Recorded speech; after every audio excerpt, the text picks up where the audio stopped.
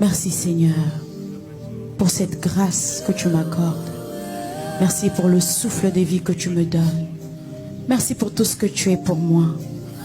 Au-delà de tout ce que tu fais, tu es mon lieu de repos. Merci Seigneur. Même lorsque tu fais et même lorsque tu ne fais pas. Si tu es là ce matin et que tu traverses de... À la suite du décès du pape François, l'Église catholique se prépare à un conclave où plusieurs cardinaux sont considérés comme des papabili ou candidats potentiels à la papauté. Voici une présentation détaillée de 8 cardinaux susceptibles d'être élus lors de ce conclave, chacun apportant une vision unique et une expérience significative à l'Église universelle. Premier, cardinal Pietro Parolin, Italie. Le cardinal Pietro Parolin, actuel secrétaire d'État du Vatican, est reconnu pour sa diplomatie habile et sa gestion efficace des affaires internationales de l'Église. Né en 1955 à Schiavone, en Italie, il a été ordonné prêtre en 1980 et a rapidement grimpé les échelons de la diplomatie vaticane. Sa nomination en 2013 en tant que secrétaire d'État a renforcé son profil international. Parolin est perçu comme un modéré, capable de maintenir l'unité au sein de l'Église tout en naviguant dans les complexités politiques mondiales. Deuxième, cardinal Luis Antonio Tagle, Philippines. L'archevêque de Manille, le cardinal Luis Antonio Tagle, est un prédicateur charismatique et un ardent défenseur des pauvres et des marginalisés. Né en 1957 à Manille, il a été ordonné prêtre en 1982 et a occupé divers postes au sein de la curie romaine, notamment celui de préfet du dicastère pour l'évangélisation. Tagle est apprécié pour son approche pastorale, centrée sur la miséricorde et l'inclusivité, reflétant les priorités du pontificat de François. Troisième cardinal Fridolin Ambongo Bezungu, République démocratique du Congo. Le cardinal Fridolin Ambongo Bezungu, archevêque de Kinshasa, est un leader influent en Afrique centrale. Né en 1960 à Mbanza Ngungu, en République démocratique du Congo, il a été ordonné prêtre en 1986 et a consacré sa vie à la justice sociale et à la réconciliation nationale. Mbongo est reconnu pour sa capacité à unir les communautés dans des contextes de conflit et pour son engagement envers les droits de l'homme et la paix. Quatrième, cardinal Robert Francis Prévost, États-Unis. L'archevêque de Chicago, le cardinal Robert Francis Prévost, est un membre influent de la curie romaine, né en 1955 à Chicago. Il a été ordonné prêtre en 1981 et a servi dans diverses fonctions au sein de l'Église, notamment en tant que préfet du dicastère pour les évêques. Prévost est apprécié pour sa rigueur doctrinale et sa gestion efficace des affaires internes de l'Église. Cinquième, cardinal Matteo Zuppi, Italie. L'archevêque de Bologne, le cardinal Matteo Zuppi, est un théologien engagé dans le dialogue interreligieux et la promotion de la justice sociale. Né en 1955 à Rome, il a été ordonné prêtre en 1981 et a été un membre actif de la communauté de Sant'Egidio. Zuppi est reconnu pour sa capacité à bâtir des ponts entre différentes communautés religieuses et pour son engagement en faveur des plus vulnérables. Sixième, cardinal Jean-Marc Aveline, Acha, France. L'archevêque de Marseille, le cardinal Jean-Marc Aveline, est un théologien et pasteur engagé dans le dialogue œcuménique et interreligieux. Né en 1958 à Marseille, il a été ordonné prêtre en 1984 et a occupé divers postes au sein de l'Église, notamment celui de président de la Conférence des évêques de France. Aveline est apprécié pour sa capacité à écouter et à comprendre les défis contemporains auxquels l'Église est confrontée. 7. Cardinal José Tolentino de Mendonça, Portugal. Le cardinal José Tolentino de Mendonça, archiviste et bibliothécaire de la Sainte Église romaine, est un poète et théologien reconnu pour sa réflexion spirituelle profonde.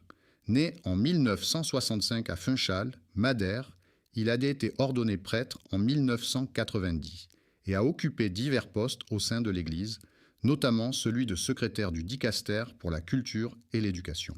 Tolentino de Mendonça est apprécié pour sa capacité à allier intellect et spiritualité, offrant une vision renouvelée de l'Église dans le monde moderne. 8. Cardinal Robert Sarra, guinéen. Le cardinal Robert Sarra est né le 15 juin 1945 à Ourous, en Guinée, dans une modeste famille chrétienne. Ordonné prêtre en 1969, il a rapidement été reconnu pour sa piété, sa rigueur intellectuelle et son engagement envers l'Église. Son parcours intellectuel débute au petit séminaire de Bingeville en Côte d'Ivoire, avant qu'il ne poursuive ses études à Conakry, en Guinée. Après son ordination sacerdotale en 1969, il est envoyé à Rome où il fréquente la Pontificia Università Gregoriana, l'un des hauts lieux de la formation théologique catholique. Il y obtient une licence en théologie. Il poursuit ensuite des études à l'Institut biblique pontifical, spécialisé en exégèse et en sciences bibliques, puis en Terre Sainte, à l'École biblique et archéologique française de Jérusalem.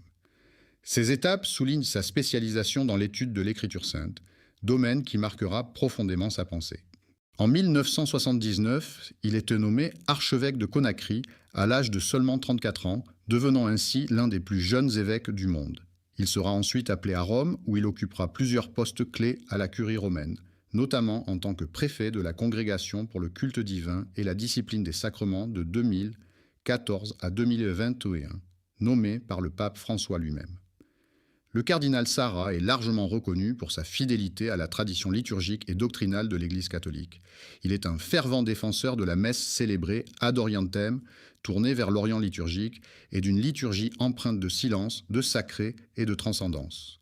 Pour de nombreux catholiques, cela représente un retour aux racines spirituelles profondes de la foi, à une époque marquée par une certaine confusion ou dilution de l'identité chrétienne. Issu d'un continent marqué par la pauvreté, la persécution et les conflits, le cardinal Sarah a toujours porté une voix claire contre le relativisme moral, le matérialisme et la sécularisation de l'Occident. Ses prises de parole sur des sujets comme la famille, l'identité chrétienne, la dignité humaine et la liberté religieuse résonnent fortement chez les fidèles à la recherche de repères solides. Son livre « Dieu ou rien » est devenu un best-seller dans de nombreux pays, attirant l'attention sur sa pensée rigoureuse et spirituellement profonde. Sous le pontificat du pape François, certains catholiques ont exprimé leur malaise face à ce qu'ils perçoivent comme un affaiblissement de la discipline doctrinale et morale. Le cardinal Sarah, avec son profil conservateur et contemplatif, incarne pour eux une forme de continuité avec les papes Jean-Paul II et Benoît XVI. Ils voient en lui une figure susceptible de restaurer une Église plus centrée sur la prière, la pénitence et la fidélité aux enseignements traditionnels. La figure du cardinal Sarah séduit aussi par sa dimension universelle. Africain, enraciné dans une foi simple et profonde, il représente une Église vraiment catholique, c'est-à-dire universelle. Son élection au pontificat serait perçue comme un signe fort d'espérance pour les Églises du Sud, tout en rappelant à l'Église occidentale l'urgence de se recentrer sur Dieu plutôt que sur les modes du monde.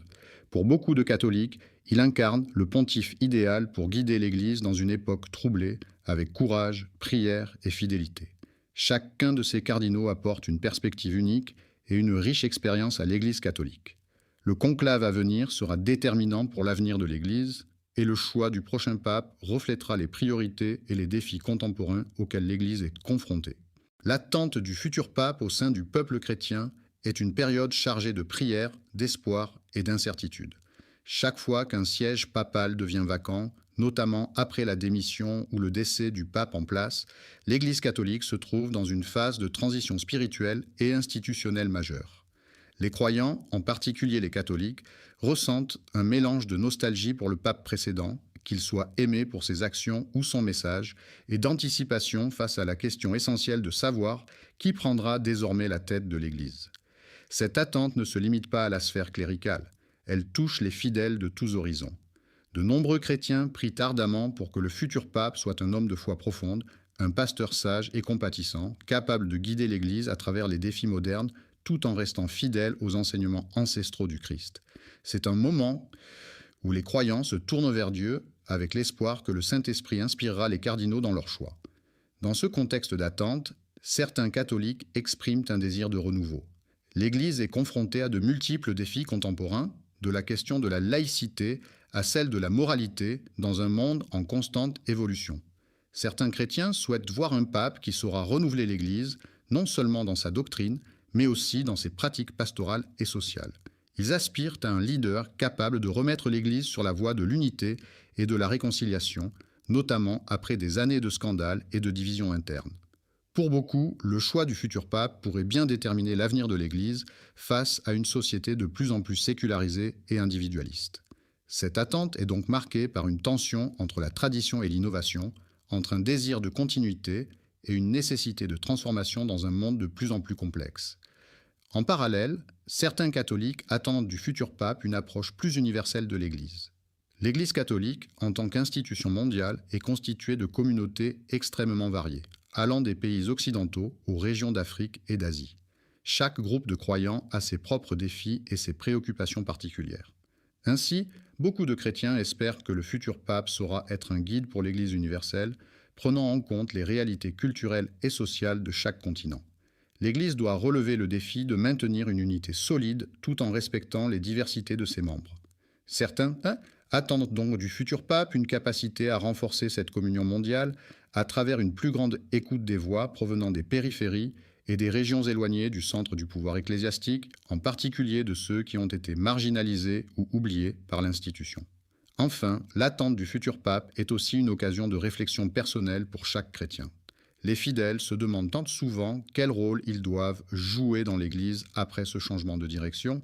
Ce moment de transition est pour beaucoup l'occasion de réaffirmer leur foi et leur engagement chrétien, tout en cherchant à renforcer leur propre relation avec Dieu. C'est une période de prière intense où les catholiques se tournent vers le Saint-Esprit, priant pour qu'il éclaire le processus de sélection et qu'il guide les cardinaux vers un choix inspiré. L'attente du futur pape devient ainsi un moment d'introspection spirituelle pour toute l'Église, une invitation à se recentrer sur l'essentiel, sur la mission évangélisatrice et le message du Christ. Cette période de transition peut renforcer la foi collective unissant les chrétiens dans leur prière commune pour l'avenir de l'Église.